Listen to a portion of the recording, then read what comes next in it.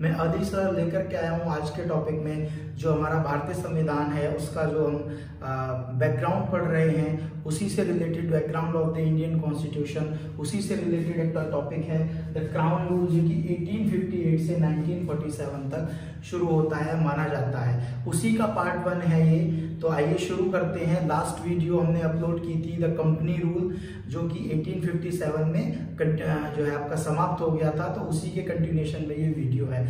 दोस्तों, अगर आपने हमारे चैनल को पहली बार विजिट किया है तो कृपया चैनल को सब्सक्राइब कर दीजिए, साथ ही बेल आइकन को भी प्रेस कर दीजिए, ताकि जब भी मैं कोई वीडियो डालूं तो सबसे पहले वो आपके पास पहुंचे और आप उसे देख सके। ठीक है, तो चलिए आइए शुरू करते हैं। तो ठीक है दोस्तों, लास्ट वीडियो में मैंने बनाया था आपका कंपनी रूल, जो कि 1857 में आपका कंप्लीट हो गया था या समाप्त हो गया था, तो उसी की कंटिन्यूएशन में यह है। तो बेसिकली उसमें क्या था, जो पिट्स इंडिया एक्ट थी उसमें क्या था, ड्यूअल गवर्नमेंट सिस्टम था, जिसमें कि बोर्ड ऑफ कंट्रोल था और एक था कोर्ट ऑफ डायरेक्टर्स। तो बोर्ड ऑफ कंट्रोल जो था वो गवर्नमेंट, ब्रिटिश गवर्नमेंट थी, गवर्नमेंट ऑफ ब्रिटिश जो है उसे कंट्रोल करती थी, उसके हैंडओवर था वो। दूसरा जो आपका कोर्ट ऑफ डायरेक्टर्स था वो ईस्ट इंडिया कंपनी के हाथ में था। तो कंपनी रूल 1857 में आपका खत्म हो गया। तो 1857 के बाद 1858 से लेकर के 1947 में आपका था क्राउन रूल शुरू हो गया। तो उसमें सबसे पहले जो बनाया गया वो बनाया गया government of India act 1858, 1858 government of India act 1858।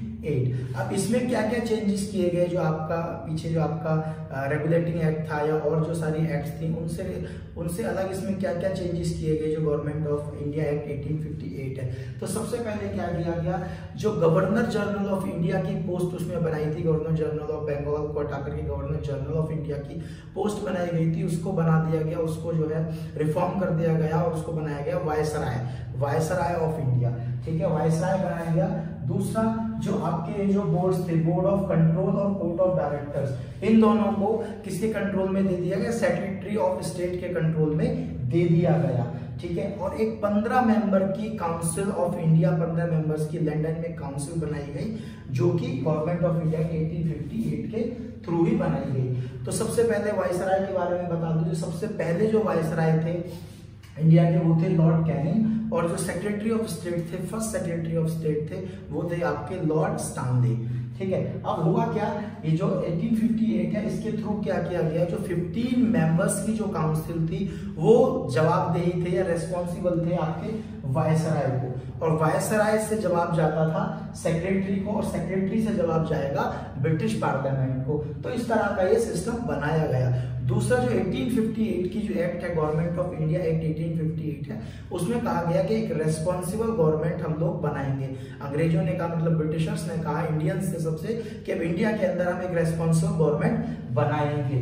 ठीक है, अब रेस्पॉन्सिबल गवर्नमेंट बनाया तो साथ ही साथ क्या हुआ, जो आपकी गवर्नमेंट ऑफ इंडिया एक्ट थी या ब्रिटिश गवर्नमेंट थी वो क्या बन गई, कॉर्पोरेट बॉडी बन गई। अब कॉर्पोरेट बॉडी बनने से क्या फायदा हुआ, उससे ये फायदा हुआ कि अब जो है कंपनी आपके ऊपर केस कर सकती है और आप कंपनी के ऊपर केस कर सकते हो। मतलब ये सरकार आप कहेंगे, गवर्नमेंट के ऊपर आप केस कर सकते हो, गवर्नमेंट आपके ऊपर केस कर सकती है। तो ये क्या बनाया, कॉर्पोरेट बॉडी बनाया।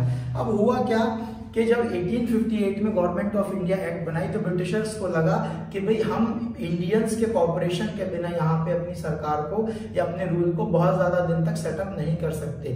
तो उन्होंने कहा कि हम जो है, उन्होंने सोचा कि हम जो है इंडियंस को अपने साथ, कुछ इंडियंस को अपने साथ शामिल कर लेते हैं या अपनी कंपनी या गवर्नमेंट में उनको कुछ जगह दे देते हैं। तो इस चीज को माइंड में रखते हुए उन्होंने 3 काउंसिल्स बनाई। इंडियन काउंसिल एक्ट, उन्होंने क्या बनाया, इंडियन काउंसिल एक्ट। तो पहली काउंसिल उन्होंने बनाई 1861 में, 1861 में बनाई। दूसरी जो उन्होंने बनाई 1892 में बनाई, और तीसरी council of Indian council act बनाई 1909 में। तो ये 3 काउंसिल्स बनाई गई। तो सबसे पहले बात करते हैं हम इंडियन काउंसिल एक्ट 1861। इसका क्या ऑब्जेक्ट था, इसका जो मेन ऑब्जेक्ट था वो ये था कि जो इंडियंस है उन्हें एनरोल करना, to enrol Indians into the government. मतलब जो गवर्नमेंट के जो डिपार्टमेंट्स हैं या जो भी चीजें हैं उनमें इंडियंस का पार्टिसिपेशन भी जरूरी है, तो इसके लिए ये बनाई गई। अब हुआ क्या था कि जो पिट्स इंडिया एक्ट थी इसमें क्या किया गया, 4 एग्जीक्यूटिव मेंबर्स बनाए गए थे। तो आपका इंडियन काउंसिल एक्ट में क्या किया गया, 5 एग्जीक्यूटिव मेंबर्स कर दिए गए, इसमें एक मेंबर बढ़ा दिया गया जो कि इंडियन था। सबसे पहला चेंज ये किया। दूसरा ये किया कि पोर्टफोलियो डिपार्टमेंट के वाइज पोर्टफोलियो बना दिए गए, मतलब जो मान लीजिए कि किसी को अगर टैक्स रेवेन्यू कलेक्शन का है तो वो रेवेन्यू मिनिस्टर से बात करेंगे, ठीक है। किसी को अगर मान लीजिए कि पनिशमेंट है, जुडिशियल है, तो उस तरह से मतलब ये चीजों को डिवाइड कर दिया गया, पोर्टफोलियो बना दिया गया, डिपार्टमेंट वाइज डिवाइड कर दिया गया चीजों को, ठीक है। उसके बाद क्या किया, एडिशनल मेंबर्स भी जोड़े गए, जिसमें कि मिनिमम 6 to 12 मेंबर्स मैक्सिमम जोड़े गए, जो कि वायसराय द्वारा जोड़े जाएंगे, जिसमें कि 50% ऑफिशियल्स और 50% नॉन ऑफिशियल मेंबर्स की रिकमेंडेशन रखी गई, ठीक है। और इसमें पहली बार क्या हुआ, जैसे कि मैंने आपको बताया इंडियंस को एनरोल करना था, तो पहली बार 3 इंडियंस को इसमें लेजिस्लेटिव जो काउंसिल थी, पहली बार 3 इंडियन मेंबर्स को इसमें ऐड किया गया, ठीक है। और डिसेंट्रलाइजेशन का प्रोसेस यहीं से शुरू होता है। डिसेंट्रलाइजेशन मतलब power has been divided into the various stages of the departments, ठीक है। तो यहीं से शुरू होता है, जो कि 1861 से लेकर 1937 तक माना जाता है, जो डिसेंट्रलाइजेशन प्रोसेस है उस टाइम पे वो चला, ठीक है। और एक इंपॉर्टेंट बात यह है, जो ऑर्डिनेंस मेकिंग पावर होती है, जो आज की डेट में इंडियन कॉन्स्टिट्यूशन में भी है ऑर्डिनेंस, तो ये ऑर्डिनेंस जो वर्ड है, ऑर्डिनेंस पावर जो है वो यहीं से मिली, इन्हें ऑर्डिनेंस मेकिंग पावर यहीं से मिली। उसके बाद आता है आपका इंडियन काउंसिल एक्ट 1892। इसमें क्या किया गया, जो लेजिस्लेटिव काउंसिल के जो मेंबर्स थे उनकी संख्या को बढ़ा दिया गया, जो 6 to 12 थे उनको क्या कर दिया गया, मिनिमम 10 मैक्सिमम 16, ठीक है। दूसरा जो नॉमिनेशन है वो वायसराय द्वारा होगा, जिसमें रिकमेंडेशंस चलेंगी प्रोविंशियल काउंसिल लेजिस्लेटिव काउंसिल्स की, और दूसरी आपकी जो है बंगाल चैम्बर ऑफ कॉमर्स, इन दोनों की रिकमेंडेशंस के आधार पर क्या किया गया, मेंबर्स को बढ़ा दिया गया और वायसराय को ये लोग रिकमेंड करेंगे। दूसरी चीज इसमें क्या किया गया, जो बजट डिस्कशन का जो प्रोसेस है वो शुरू कर दिया गया, जिसमें 6 डे के नोटिस, 6 दिन के नोटिस पे बजट डिस्कशन भी काम होगा, ठीक है। दूसरी चीज इसमें बताया गया कि जो क्वेश्चंस हैं वो आस्क द एग्जीक्यूटिव से क्वेश्चंस पूछे जा सकते हैं, लेकिन नो सप्लीमेंट्री क्वेश्चन। तो ये कुछ चेंजेस आए आपके 1892 का जो आपका इंडियन काउंसिल एक्ट था। उसके बाद आपका 1909 का जो इंडियन काउंसिल एक्ट 1909 आए, वाई उसको आप बोलते हैं मॉर्ले मिंटो रिफॉर्म्स भी बोला जाता है। मॉर्ले मिंटो रिफॉर्म्स इसलिए बोला जाता है क्योंकि जिस टाइम पे ये आपकी इंडियन काउंसिल एक्ट आई, उस टाइम पे जो मॉर्ले थे वो सेक्रेटरी ऑफ द स्टेट थे, और मिंटो जो है वो उस टाइम पे वायसराय थे। तो ये दोनों के कॉम्बिनेशन से, दोनों के सहयोग से ये आया था, तो इसको क्या बोलते हैं, मॉर्ले मिंटो रिफॉर्म्स भी से बोला जाता है। इसमें सबसे बड़ा चेंजेस क्या किया, जो लेजिस्लेटिव काउंसिल के जो मेंबर्स थे उनकी जो क्वांटिटी है उनकी मैक्सिमम 60 कर दी गई, और जिसमें मेजोरिटी क्या होगी, ऑफिशियल्स की होगी। जैसे पहले मैं बात कर रहा था कि जो मेंबर्स होंगे वो 50% ऑफिशियल्स, 50% नॉन ऑफिशियल, लेकिन इसमें मेजोरिटी क्या होगी, वो ऑफिशियल्स की होगी। दूसरा एक इसमें अब चीज गई, जो आपका जो काउंसिल है 1892, उसमें कहा गया कि सप्लीमेंट्री क्वेश्चंस जो है वो पूछ सकते हैं, लेकिन सप्लीमेंट्री क्वेश्चन नहीं पूछ सकते, आस्क द एग्जीक्यूटिव। इसमें क्या किया गया, एग्जीक्यूटिव से आप सप्लीमेंट्री क्वेश्चन भी पूछ सकते हो, ठीक है। और इसमें एक चीज और लेकर के आए, जो इसका प्रोसीजर है वो कैसे बनाया, कि सबसे पहले लोकल बॉडीज थी, उसके बाद जो है इलेक्टोरल कॉलेज, उसके बाद प्रोविंशियल लेजिस्लेटिव काउंसिल, और लास्ट जो था आपका सेंट्रल लेजिस्लेटिव काउंसिल, ठीक है। तो ये एक वर्क प्रोसेस बना दिया गया, किस तरीके से इसमें काम चलेगा। सबसे बड़ी बात ये थी कि फर्स्ट टाइम किसी एक इंडियन को एग्जीक्यूटिव काउंसिल में ऐड किया गया, एग्जीक्यूटिव काउंसिल का मेंबर्स बनाया गया था, जो कि सत्येंद्र सिन्हा जो है पहले ऐसे मेंबर थे जिनको एग्जीक्यूटिव काउंसिल में बनाया गया, पहले ऐसे इंडियन थे।